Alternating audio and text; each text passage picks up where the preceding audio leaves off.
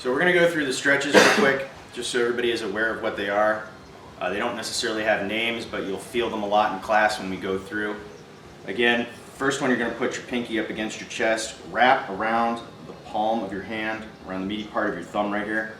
Okay? Thumb against the back and the knuckles here, and just hold it to your chest like this. And try and keep that nice and tight, get that 90-degree bend in your wrist. Okay? Alright, you'll hold it for a few seconds. I'm not going to do that for demonstration. Again, on this side, thumb in the back of the knuckles, wrap your fingers around, pull it into your chest. Alright, again, normally you typically hold these for 30 seconds, a minute, whatever you feel comfortable. You can do this sitting at home on the couch. I'm not going to hold it for demonstration, but this is what that one looks like. The next one, you're going to put your thumb towards the deck, wrap your thumb around the back of your hand, your fingers around the back, and just draw it into you. Okay, that's the first position for this. Then, if you can, you're going to try and pull it up towards your face as best you can. You'll see I've got a real tight 90 on my wrist there. Alright?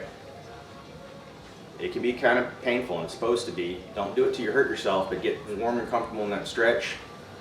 And then you can do it on the other side again. Thumb to the deck, wrap your fingers around the back, thumb in the palm, draw it into you. Okay, that's the first hold right here. And then for a more advanced, you can pull it up to your face as best you can. You can touch your nose, you're pretty flexible. But what we're going for is that 90 degrees of bend in the wrist, you can see right there. So the 90 degrees are right here. All right. And then you have straight in the arm. Okay. So that's the advanced portion of this stretch.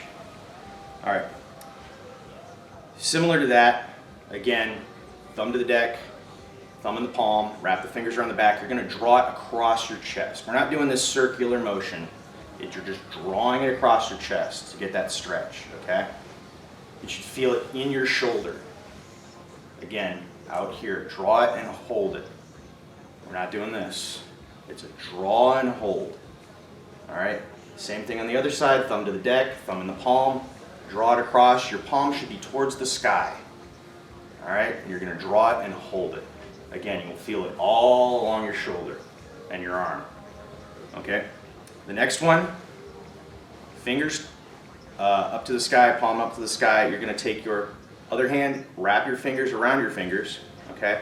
And that thumb is going to go in the back of the palm again. And you're going to draw it across your body like this, okay? And you want to hold that. Again, I'm drawn out. I'm getting a stretch in the wrist. Right here in the back side of the elbow and in the shoulder. I'm going to draw it out. Okay? Alright? Do it for the other side again. Fingers palm to the sky, fingers wrapped around, thumb in the back of the hand, and draw it out.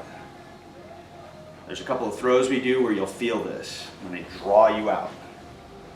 Alright? Next one.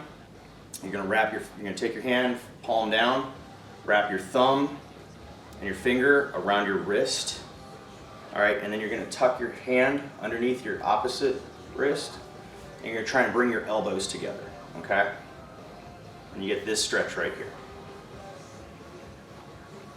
If you can put your elbows together, you've hit pretty peak flexibility at that point. Okay, same thing for the opposite side. Palm down. Fingers around the wrist, fingers underneath the other wrist. Draw your elbows together. All right, so those are the wrist stretches. One additional stretch. Again, we didn't go over this stretch earlier, but I'm going to hit it in now. Draw it in, get your arm straight across your chest.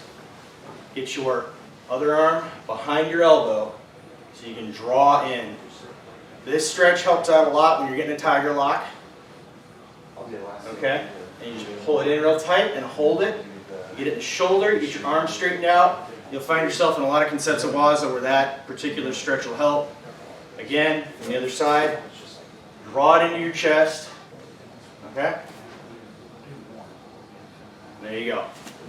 Now, other stretches we do in class or to warm up that will help assist us. You can go through any kind of yoga would help assist with your flexibility and your stretching. However, one of the main ones we do is a, so it's how you would end up for Tai Otoshi, where you do the pivot. You want your back leg straight, you want to drop into your hips, you want to try and square up as much as you can with that front leg, you want to keep your back straight, and you want to drop into it. Alright? And then to the other side, just rotate again from the other view, from the other side again, keep that back leg straight and drop into it. Try and keep your back as straight as you can. Alright? Now, you're not prohibited from doing wrist stretches right now in this stretch if you want. Sometimes we do that in class, sometimes we don't. Sometimes we just focus on this stretch. You should feel it back here. Alright? Then, another one we do, we will take our foot, put it out. You can either put it down or up, that's up to you. You can support yourself with a hand or not. Alright? Depending on how steady your balance is. I used to be much better at this. Alright, and then you can transition over to the other side. Again, you don't have to use your hand if you've got to have good enough balance there.